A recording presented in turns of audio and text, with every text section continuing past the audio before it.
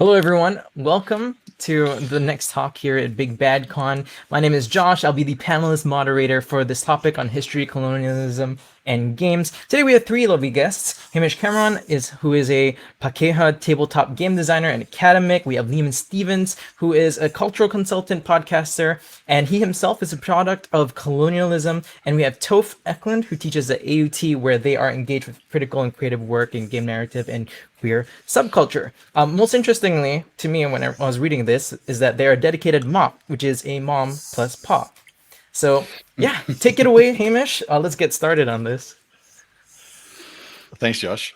So as Josh said, I'm a Pakeha game designer. I'm also an academic. I work in at the University of Wellington. God, I work at Victoria University of Wellington, Te Haranawaka, in the classics department where I teach ancient history, and I also design games like the Sprawl and Dinosaur Princesses, which is probably what I'm most known for amongst the Big Bad Con crowd.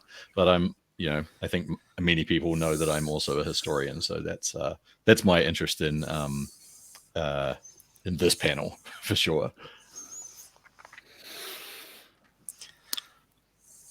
You want to go, Toph? Should I? Me? Cool. All right. Go, Liam. Before I start, I just want to say ina mana, ina reo, ina tauwha, tēnā koutou katoa. Kia ora, my name is Liam. Thank you for having me. I whakapapa to Ngāti Kahungunu Te Wairoa. And as mentioned in the introduction, I'm predominantly known for my work on the Mud and Blood podcast, and also some cultural consultation I do under my brand Toa Tabletop. But I am increasingly getting into game design and have been over the last few years. The small things here and there, and sort of building up to some work I've got coming up over the next year or so. So that's me. And you're going to hear a whole lot of my opinions over the next 50 minutes. It's going to be loaded. But yeah, thank you. I'll pass it over to Toph. Hello, Toph Eklund. I'm non-binary transgender. My pronouns are they, them, their. I am broadcasting from Tamaki Makaurau, that's Auckland, where we are still in lockdown. It's been over 2 months. Being in a 2-bedroom apartment with my partner and both of our lovely children has been an experience. More relevant to the context of the panel, I'm a interested in everything scholar. I mainly do stuff related to indie games, tabletop and video, and queer stuff. I also am engaged in a little bit of game design. I edited and contributed to a book called The Unconventional Dwarf, which was an attempt to take apart D&D conventions for fantasy. That was supposed to be first in a series. It didn't become a series. And I'm presently working on a game called Sunken States that takes all of my deep and abiding dissatisfactions with the past, present, and future of my home country, the United States, and turns them into a game about activists resisting a supernatural apocalypse brought about by the very spirit of American exceptionalism. Love it.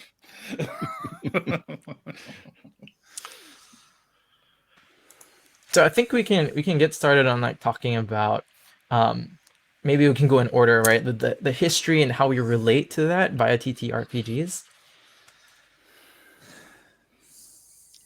Yeah, so okay. I mean, I'm a historian by profession, and so I guess I think about history a lot. And one of the things that I always like to tell my students, like early on in a class, and make them really think about the distinction is between history that I might say with a lowercase h and history with an uppercase h. And I use these I think I used them like that in the panel description. So if you saw that and you were thinking like, what's he on about? Let me tell you what I'm on about. We use history in two ways when we use the word history in English. One of them is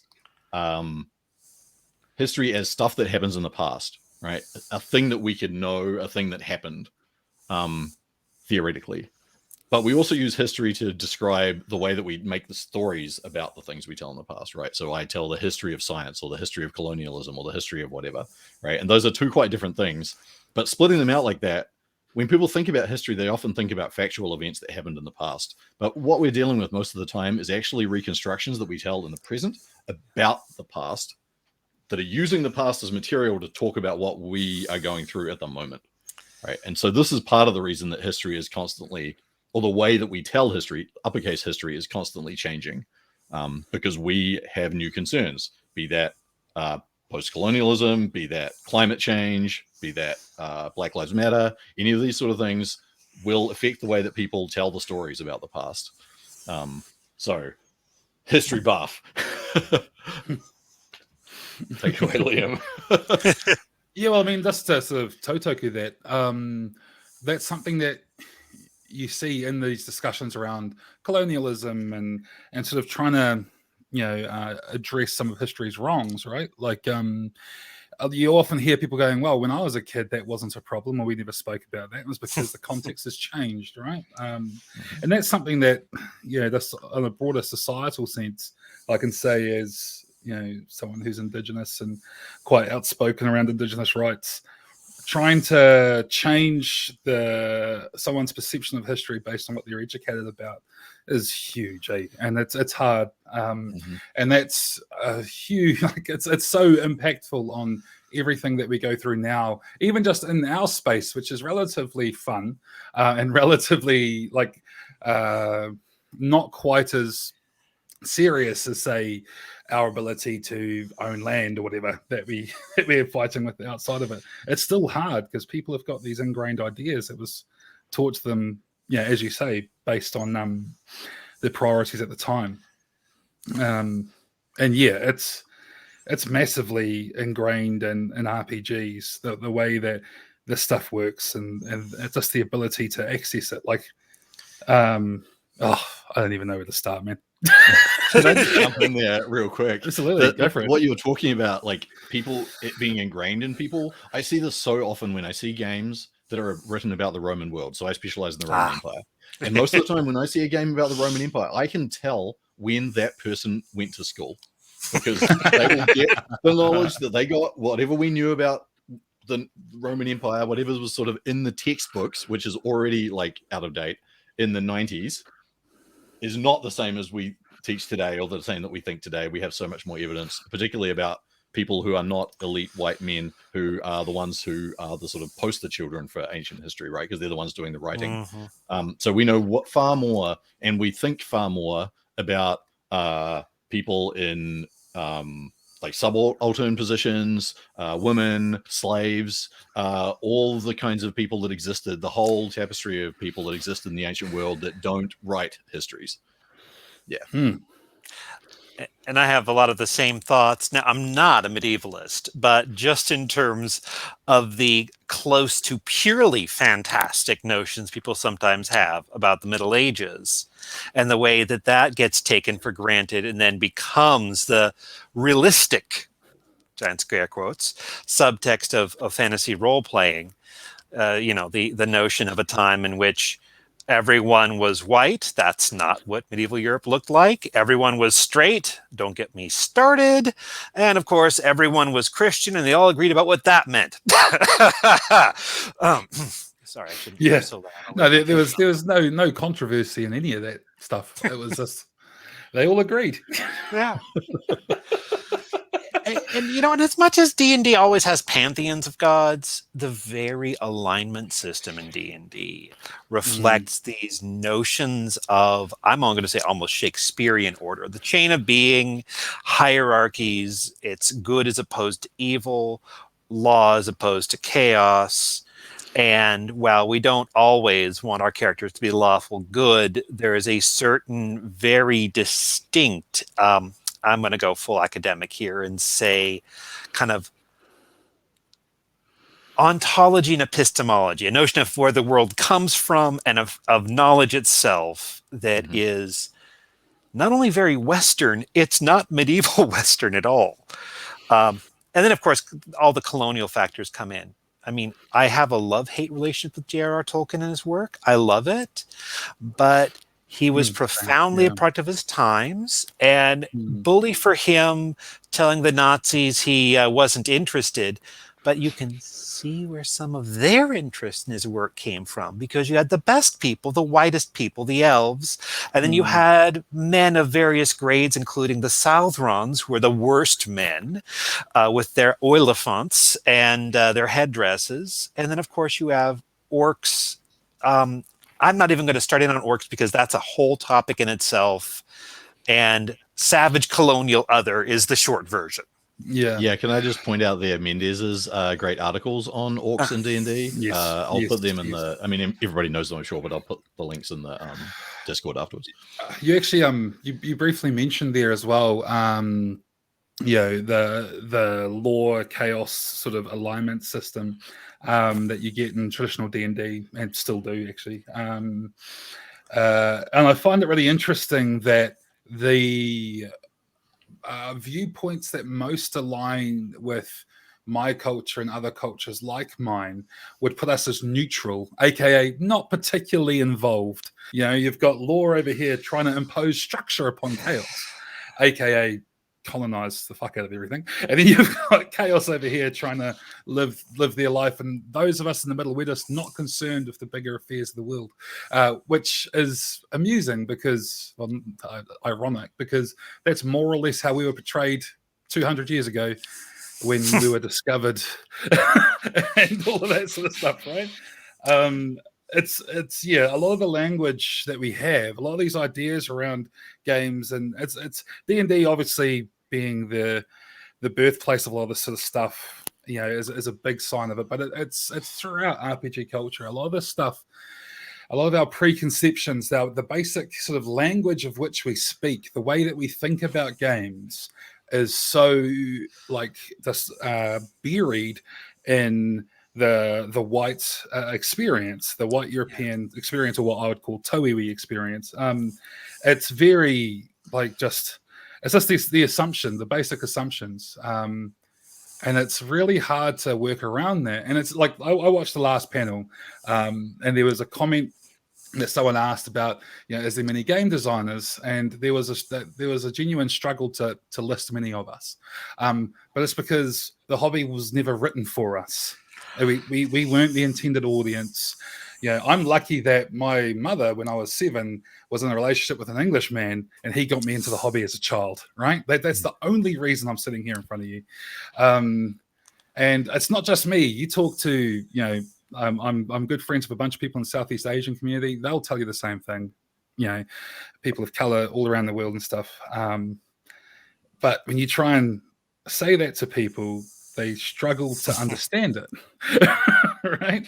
It's a difficult thing to explain. Yeah, original D&D is so deeply embedded, specifically in a kind of 1970s Midwestern, white Christian aesthetic, Protestant particularly.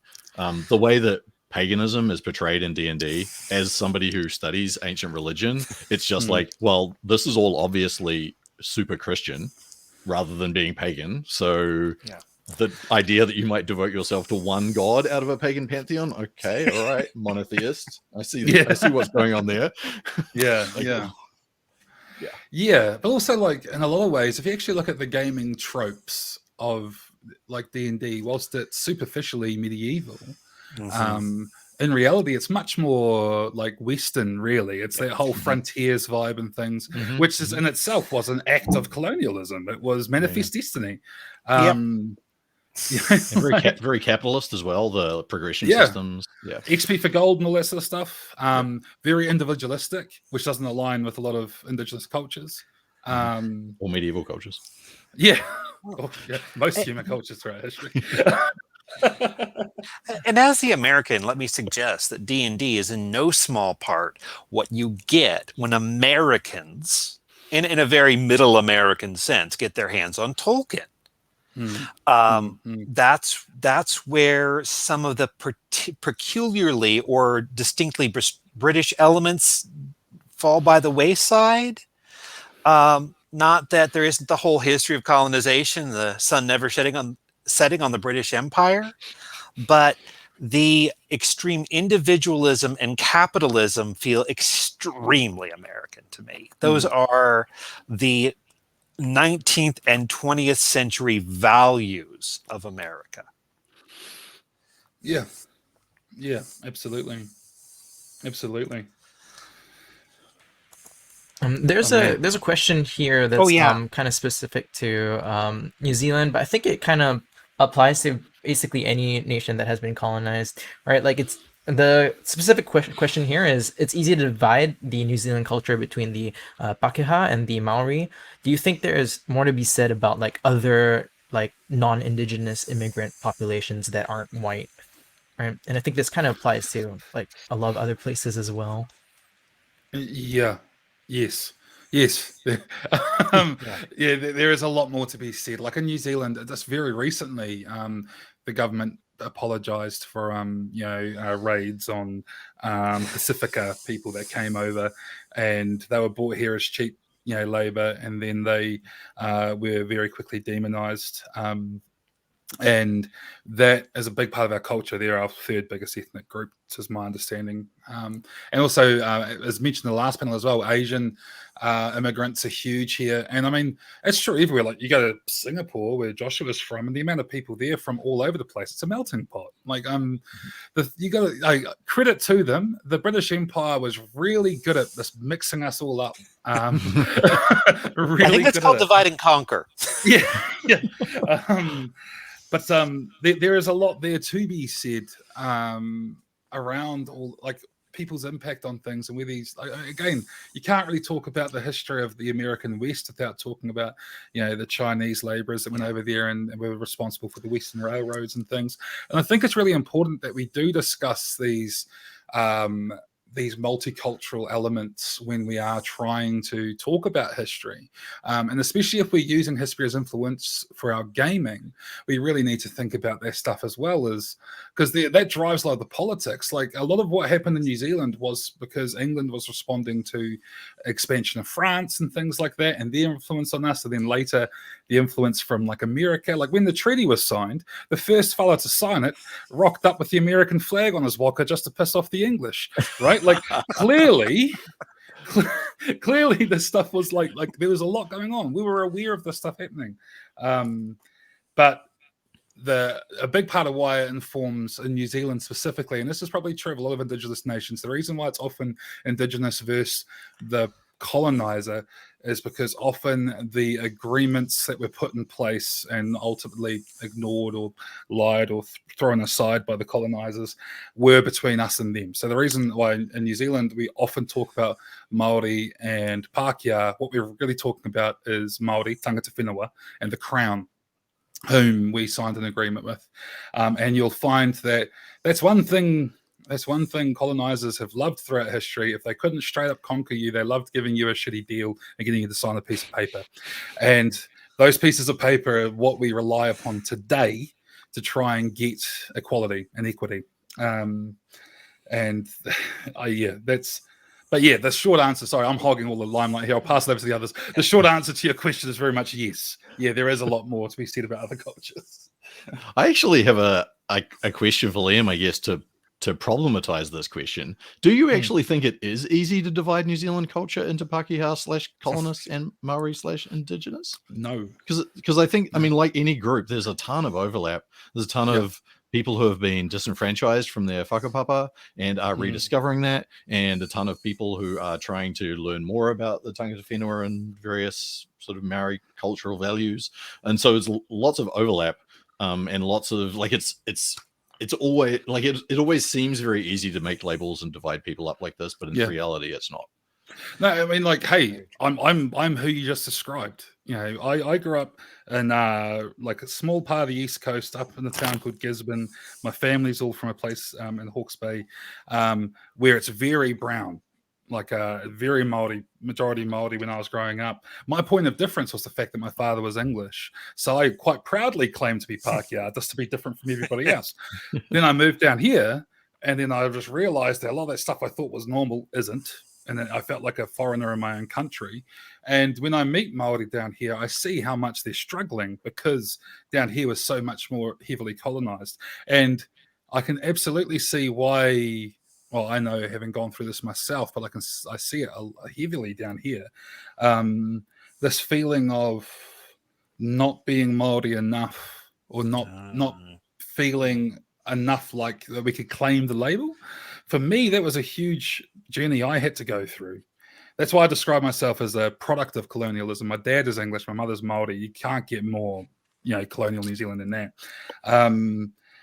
And it's something which we're still dealing with a lot. And also, Pākehā in New Zealand, sorry to speak for you guys, but Pākehā in New Zealand often reject this notion that they are of the crown or of England, and they think of themselves as their own people, which is problematic for reconciliation purposes. But at the same time, they often cling to like the haka or te reo Māori where they can and things like that.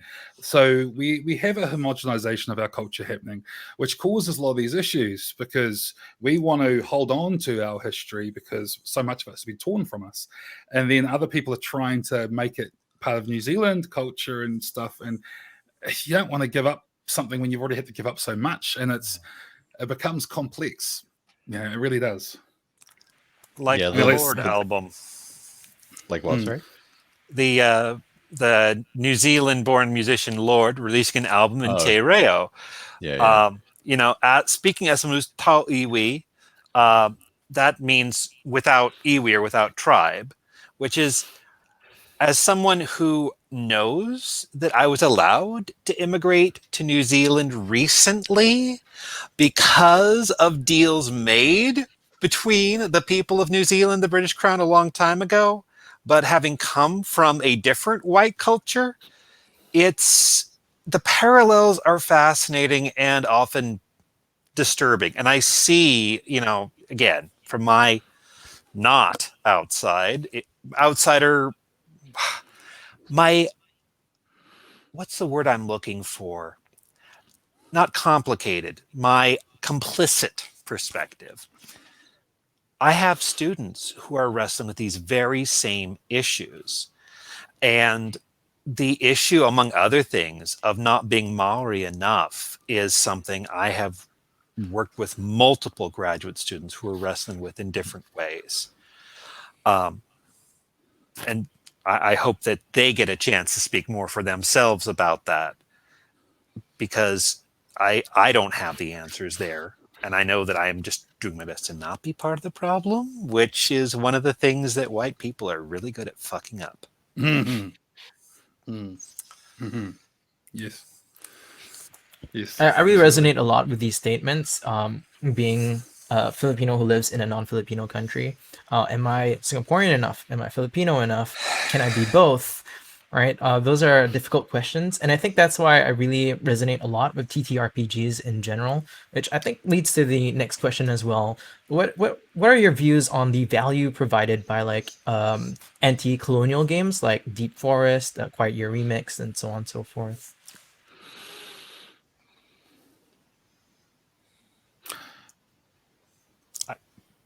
I'm going to think about the answer, but if someone else wants to talk first, I've been talking a lot. I'll go first because I'm actually working on an anti-colonial game. I see my home country, and my people are historically wanderers, raiders, thieves, and vagabonds. Put a bit of that into my bio, but I mean it. Somehow two different Scandinavian families, sometime after Christianization, made their way from Sweden and Norway to the American Midwest before deciding they'd rather live in Southern California, and that's where my parents met. And you see that I'm not there anymore. That's not the only kind, but it's a certain kind of white experience of being able to move freely. And the claiming that comes with it is something that the United States in particular, and I am going to particularly take the United States to task because as an American, I am happy to do so, is a country characterized by its own fictional narrative about its importance and history. I think that the value of anti-colonial and decolonizing games is that they're one form of truth-telling among many others, and a way of offering ways to play that are not only not complicit, are explicitly counter-complicit with the histories they're part of. It's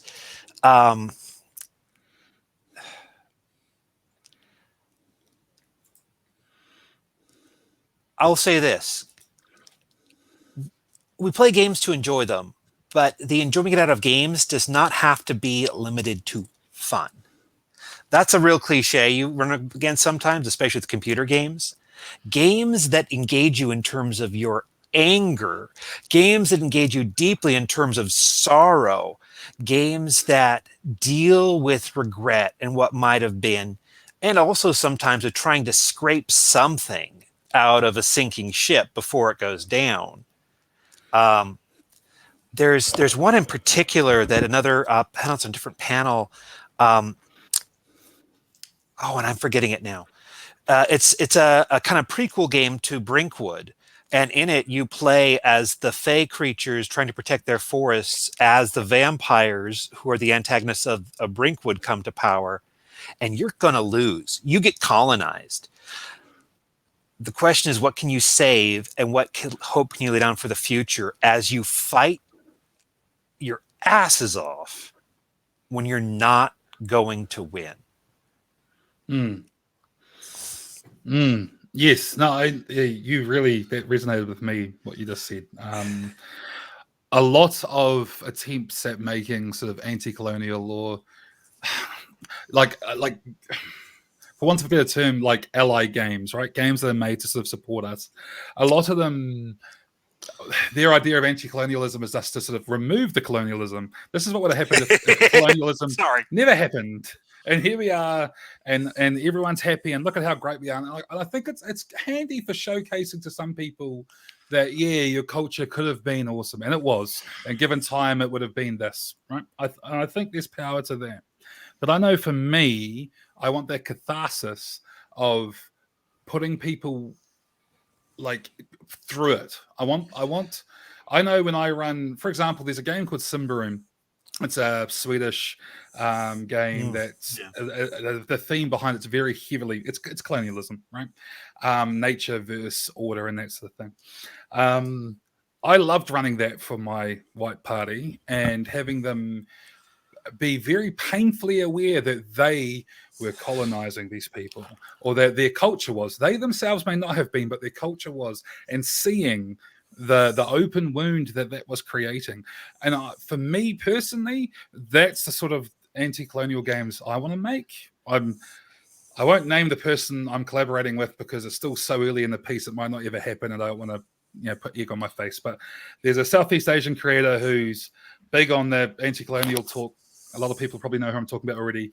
Him and I have been talking about like something in the vein of Hot Springs Island, where you go out there and the only way to not colonize these people is to actively make the choice as players to leave. I'm not going to tell you how not to do it. I'm not going to hold your hand and make you not colonize these people. And I'm going to give the GM tools to let you know after the fact what impacts you've had long term. But I think that's how you can use RPGs as a teaching tool.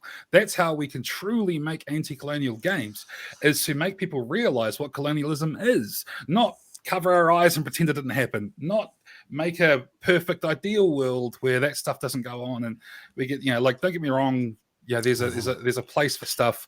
I don't want to sit here and shoot down a lot of games that do that, but I don't think that that's helpful in the long term. That's a way for us to play without trauma now. If we want to play and address trauma, we have to address it, and that requires hard discussions. It does. And RPGs, because we inhabit another character, right, is the best way for us to do that. Because I could sit here and give you a book and make you read it about other people's experiences all day long, but RPGs that make you experience it, and I think that's huge, as both the victim and the perpetrator. And if you actually start to understand, this stuff is complicated, right? It's messy, and I don't think there's a way to have an anti-colonial game that's not messy.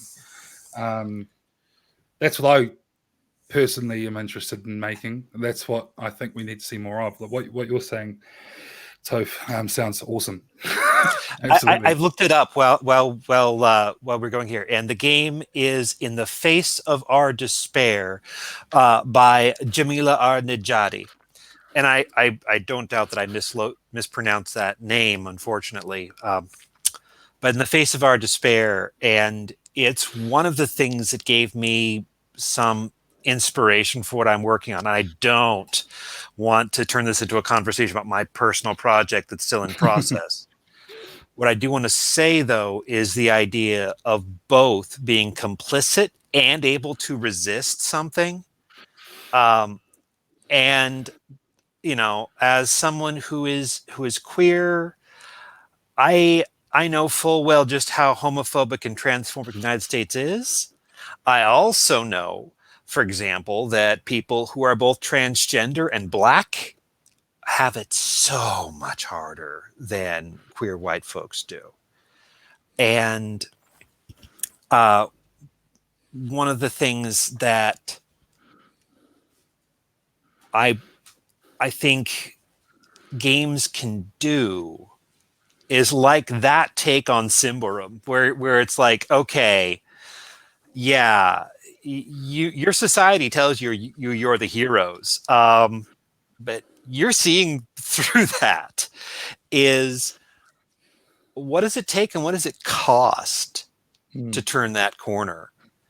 You know, I came to the conclusion in working on Sunken States that, well, I've got this whole magical element to the entire setting, something a little bit World of Darkness-y.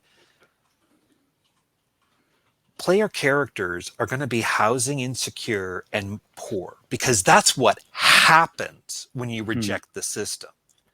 And I'm still working on that in terms of my ability to appropriately represent it. And the one thing that's in there that I was like, okay, there's one part of this I know how to put in. One of the planned playbooks for it is the silver spoon, the person who comes from privilege, and privilege wants you back. Privilege will take you back if you'll just betray everything else you care about. Privilege will offer a hand to you when you're down, just like I forget the guy's name, but in Ishmael Reed's Mumbo Jumbo, it's the like boss hog like police officer who offers Thor Wintergreen, the one white person who's on the right side of things, the chance to either get into really big trouble or to betray everyone and everything. And guess what Thor does? Yeah, he turns. I want to provide that as a playable experience to people, but also where if they do that, they'll get to choose that that's how their character failed. And that they chose that ugly end for that character for reasons of their own. Two real quick things. Dog Eat Dog by Liam Lawanag Burke. I hope I pronounced his middle name correctly. Fantastic game. If you haven't played Dog Eat Dog before, you can pick it up and drive through for $5. Best $5 you'll ever spend. 100%. It is probably, it's the game that I usually is first in mind when people say, what do you think the best designed game is? It's a game where one person is the colonial power and everybody else are the natives. And they have to interact in the way that, you know, colonialism works through the experience of the designer. The second thing, your game, if you design a game or you play a game, it's going to make an argument. It's up to you as the designer to control what that argument is. You have to understand what argument your game is making. And if you don't understand what game your argument is making, then it'll make an argument that you're not in control of and you might not want it to make. So think really carefully about your design process and make it do what you want. Absolutely. So moving away from like the game design kind of side of things, someone's asking about like the fictional cultures for fantasy settings, right? Everyone will relate to the text differently, right? And of course, people who have written the history themselves have their own biases and so on and so forth. But how do we navigate through creating a believable world that are also attributed to like real life people, right? Potentially, especially if we're taking our own cultures and creating a fantasy world, or even other people's cultures as well. I'm just going to jump straight in with this one. Consult, and work really hard to look at things from the other culture's perspective, right? Us Indigenous folk, we can tell when you're borrowing us as an aesthetic. Yeah. It's painfully obvious. And also we can tell when you're writing from your perspective as well over ours. For example, I commonly see my culture described as a Stone Age culture because we didn't smelt ore, we didn't, we went running around as with swords, whatever. We carved our weapons out of wood and our tools out of stone. And so we're described as a Stone Age culture. Bearing in mind that was a Stone Age culture that managed to circumnavigate the Pacific 2,000 years before the Europeans ever saw the fucking thing, right? We somehow are primitive because the metric by which Europe uses to measure its advances, we hadn't met. Despite the fact that's greatest at the age of sail, right? That came far later than the Iron Age and the Stone Age and all that shit, right? We had done that. We'd cheated. We had speed run through the other stuff. We got straight there, and we just made our way around the Pacific, right? And we reached this island here 1,400 years ago, give or take, between 1,400 and 700 years ago. But we're going all around the Pacific in that time. There's a reason why American-style sweet potato was here when the English got here, right? They didn't bring it with them, right? So like that's important, is to step back and try and view things from other cultures and consult heavily. And I'm not just saying that because I'm a cultural consultant who will happily do that for a fee, but like because you need to have their perspectives, you need their culture's perspectives. And often this has cost me so much work. I'll be really quick to tell you, like, don't use my culture. How about you borrow these elements from my culture? But I'm telling you right now, my advice to you is not to use mine. Here's how we think. Here's how our related cultures think. When I say related, I mean all the way through the Southeast Asia. There's a guy here, I believe his name's David. He's quite active on Twitter. He's studying here, but he's from the Philippines, and him and I constantly talk about how related our accents are and our cultures are and stuff. And there's a reason why we share so much around our mindset and our culture. So go and educate yourself, talk to these people, learn from these people what is intrinsic to their culture, not just the surface level stuff, the tattoos and the pukana and the weapons and all that stuff. Learn about the mindset, what drove us, why we did the things we did, why we tell the stories that we tell, why are our heroes very different to yours. Learn that and then embrace that for your world, right? Yeah. That's how you do it. It's genuine. I don't want to say it's not that hard, but it's not as hard as you would think if you actually make the effort to try and do it right. I think it's hard, but it's enjoyable. Right, it should be enjoyable, right? You should be actually genuinely learning about another culture, right? And thinking and learning about different ways of thinking about the world and trying to break out of the ways that have already been embedded in you that you maybe don't know about. Like thinking about cultures as moving in a teleological line through the some sort of pre-Stone Age to a Stone Age to a Bronze Age to an Iron Age to a that. Just because Europe developed in a certain way doesn't mean every other culture develops in that way. And that just breaking away from that will make any world that you create a whole lot better, just as a start. For example, on that note, I love strategy games, including war games. Okay, here I am blowing up planets. That's a terrible thing to do, but I'm having fun doing it. There's one I can't stand, and it's one of the most classic ones of all. It's Civilization, because you cannot reconcile it with anything other than this notion that essentially is that history begins well, kind of, sort of in the Middle East, and then things start to happen in ancient Greece, and then you follow that track, this idea of what progress is, until you have colonized, conquered, and risen to outer space. And it's, Following the trajectory of the United States as the peak civilization. Yeah. Well, duh. It's I'm the thing I will say that I think brings us back to whatever people were saying about it is if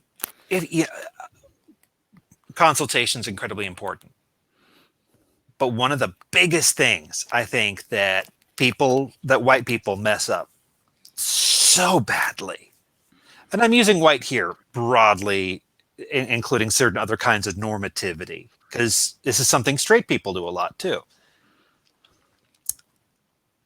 When they get called for having messed something up, they go on the defensive.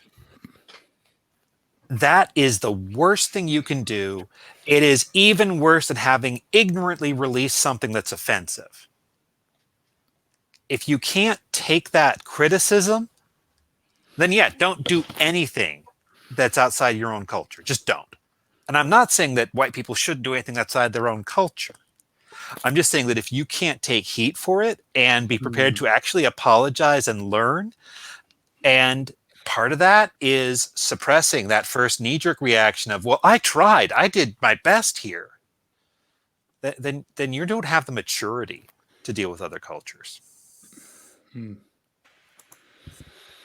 think we have about 8 minutes left, so I think we can go on to the last question. To dive deeper into what you all were talking about, like, let's say if I am an RPG designer, what are let's try to be a bit specific here. What are things I can put in this game, in this RPG, that can provide hopefully a deeper understanding for the experiences and mindsets of people of different times, places, and cultures other than their own? Like, there have been a lot of supplemental material that people have been trying to release that represent their culture, which, let's say, for instance, there was a Filipino book that was released, and I really appreciated that. And then I like to use it to share with other people who are not necessarily Filipino as well.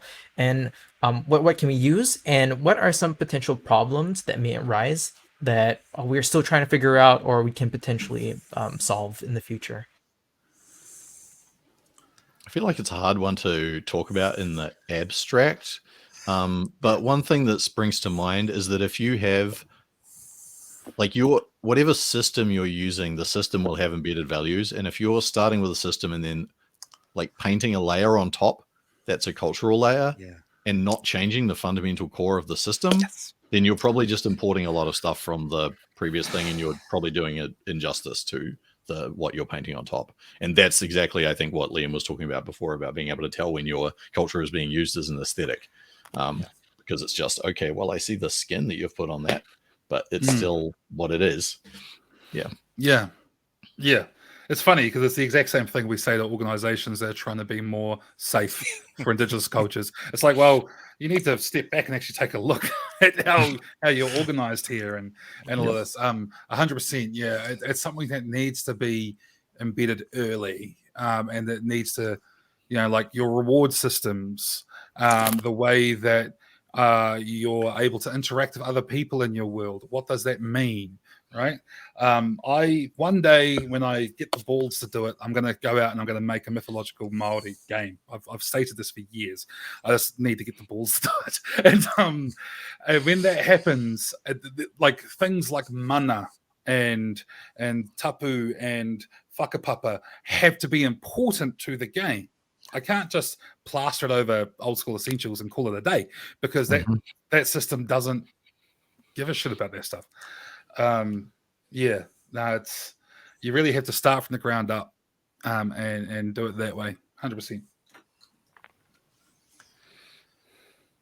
That's true, even with the cultures. Oh, sorry. Go ahead, Josh. No, I was actually about to ask if you looked like you wanted to say something. I was actually about to ask you. Well, it's true even with the cultures that are already taken for granted. We touched on this before in terms of ancient Rome and the Middle Ages.